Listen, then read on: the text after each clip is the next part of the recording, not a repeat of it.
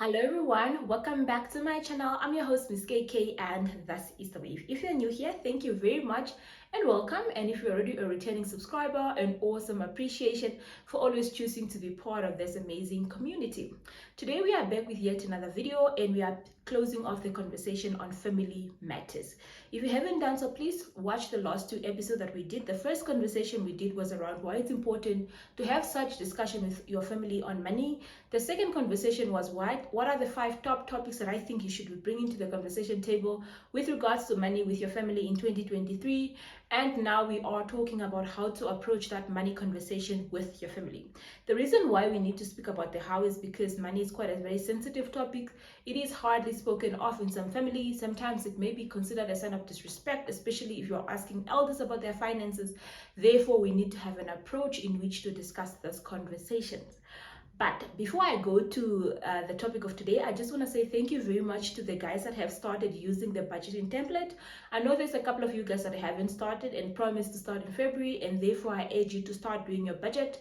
The next 2 weeks really will be the critical time for you to do the budget. You shouldn't wait to get paid and then that's when you want to do your budget. Also, most importantly, do your actual budget assessment so that you can see what went wrong with your January budget, what's the root cause analysis for that differences, and incorporate that in your February budget so that you are better off come the end of February. Remember, you only have 12 cycles of payment. You've already used up one, so there's 11 cycles to go. So you have 11 chances to actually fix your finances. So start while it is still early. Right. Let's get into today's discussion, and we are talking about how to initiate the conversations with your family about money.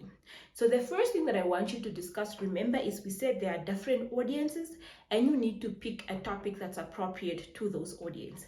But before we pick appropriate topics, you need to discuss or you need to reflect on what's your relationship with these people, emotional and financial relationship.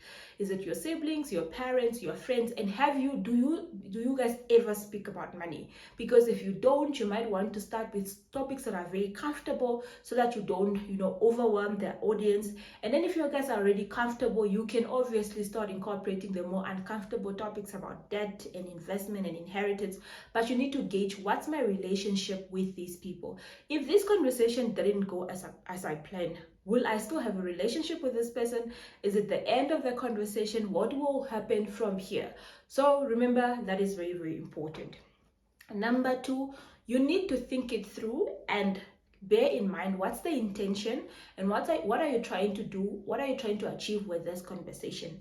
Don't just decide you are going to speak about money today. Think it through. Have time during the week or the month where you decide that you want to speak to your family about money. Perhaps put some thought down on paper what exactly you would like to discuss. Perhaps also put down on paper who you would like to be part of that conversation. And most importantly, make sure that your audience are inclusive, because some people can really catch if they hear there was a discussion about inheritance and they are not included, and all of a sudden they might start thinking maybe they are not part of the will and that's why they are excluded from that conversation. That's why it's very important to take your time to think it through, and most importantly, bear in mind what you want to achieve with that conversation. Perhaps you want your family to start being more responsible about money. Perhaps you want your extended family to start narrowing down their financial requests on black tax. Perhaps you want your siblings to start investing while still early so that they can get ahead of the game in terms of retirement. So keep that in mind, the intention in mind, and when the conversation starts going sort of out of context, that should be your reference point to bring everyone back in focus depending on the intention that you want or the goal that you want to achieve with your conversation.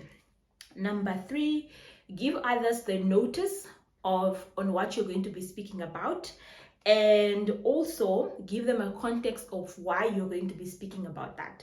All right, because you would have thought it through and you would have put your thought down on paper, it doesn't mean that people actually would have done the same. So you need to notify and say, guys, we're going to have a meeting, family meeting or a conversation about money. I would prefer it over the next Sunday lunch. I would like us to discuss about inheritance. I would like us to discuss about insurance so that we are on the same page with each other's commitment, responsibility, and standing in terms of this topic. That way, people also get time to reflect on what they are going to contribute to that.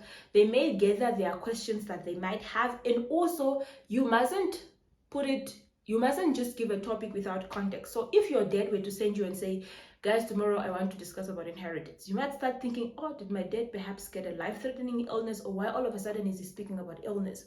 Or like, did we show a sign as if we want him to die, or what's happening? So you need to contextualize so that others can understand that this topic is not coming out of the blue. This topic is not perhaps triggered by something, so that you don't leave room for assumption. So notify your audience of what you're going to speak about, and ideally contextualize why you are bringing that. Why do you think now is the appropriate time to speak on that topic? Why didn't you speak on that topic yesterday, or last month, or last year even? So that is really all I'm trying to get to. And number 3 or number 4 is you need to come up with a solution or a game plan sharp.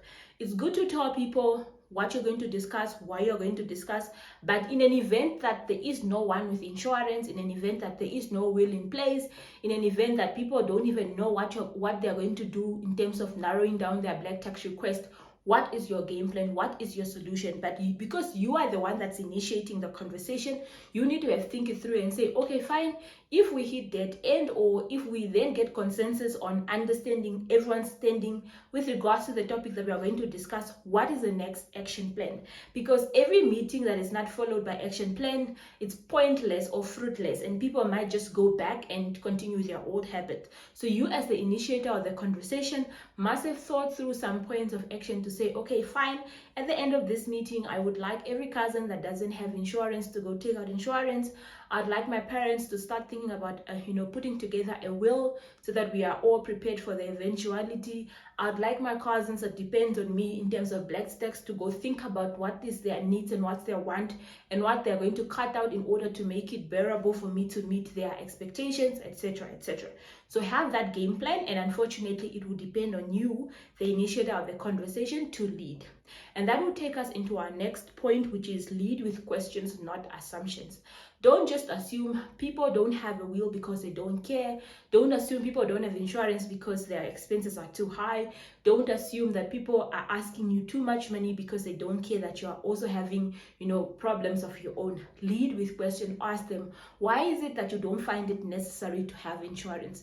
Daddy, why is it that haven't you thought about, a will? What are your plans in terms of distributing your assets? Lead with questions so that you can understand and engage from their point of view, why they are where they are at, perhaps the knowledge gap, and then you, that is now all informed about money, can then bridge that gap and also refer them to the right direction. Sometimes you don't even have to have a solution. You can say, okay, from here we are going to speak to maybe a particular institution that prepare a lawyer that helps people draft wills. From here we are going to see a financial planner. Then there's another flight passing by. We are going to see a financial planner that's going to help us with revisiting our family insurance so that we are adequately covered, etc., etc. So all I'm trying to say here, don't just assume the worst of people. Give them an opportunity. And because some people are not really open to speak about money, your open-ended questions would actually get answers out of them. Instead of just assuming, the conversation will flow naturally. And lastly is pick a topic and give them your reference point. Yes, I told you guys you must tell them what you're going to speak about and tell them why. But more importantly, you shouldn't give people a laundry list of things we are going to speak about. In this conversation, we are going to speak about inheritance, we are going to speak about money management, we are going to speak about home loans, we are going to speak about insurance and all of that. It can get overwhelming for people to first of all digest all those things, to first of all open up all those things, and to also just take away something to act on from this meeting. So you want to make sure that your conversation is very narrow and it's sort of topic specific. Then if someone brings up a topic that wasn't part of the conversation, don't shut it out completely, but tell them, very good that you brought that up. Perhaps we can consider another time where we would discuss that. But for now, let's focus on this so that we can finalize all our actions, all our concerns, all our plan of actions from here in order for us to get most out of the most of your results. And most importantly, don't act like you are an expert. Please also tell others your reference point.